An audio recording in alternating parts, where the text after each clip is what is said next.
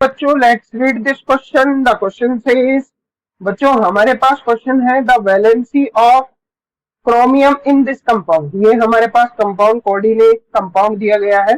Coordination compound में आपको chromium की वैलेंसी बतानी है। तो हमारे पास कंपाउंड है बच्चों क्रोमियम H2O का whole power NCl2 N plus ion.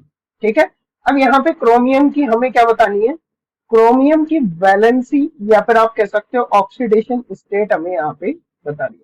ठीक है, अब यहाँ पे जैसे क्रोमियम की तो हमें बतानी है, तो हम क्रोमियम की वैलेंसी या ऑक्सीडेशन स्टेट एक्स मान लेते हैं।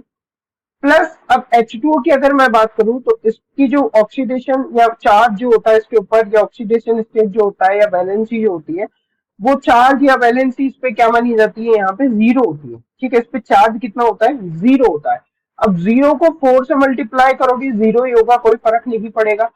क्लोरीन की अगर बात करूं तो इस पे जो चार्ज होता है बच्चों वो -1 होता है। कितना होता है, -1। और कितने क्लोरीन आपको यहाँ दिख रहे हैं, 2 क्लोरीन यहाँ पे दिख रहे हैं।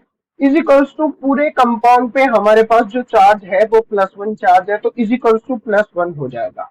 अब इसको सॉल्व करते हैं तो x एंड ये 0 हो जाएगा, तो +0 प्लस, अब यहाँ पे हमारे पास आएगा 2, -1 को 2 से मल्टीप्लाई करेंगे तो ये हमारे पास -2 आ जाएगा, इज इक्वल्स टू +1 आ जाएगा। ठीक है, अब हम देखेंगे तो x और ये हमारे पास -2 इज इक्वल्स टू +1 आएगा।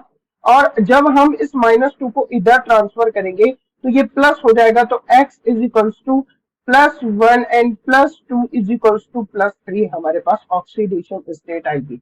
ये +3 ऑक्सीडेशन स्टेट किसकी है बच्चों, क्रोमियम की। तो इसलिए हमारे पास जो आंसर होगा वो ऑप्शन ए सही आंसर होगा, ऑप्शन ए राइट आंसर होगा। I hope you understood it well, thank you.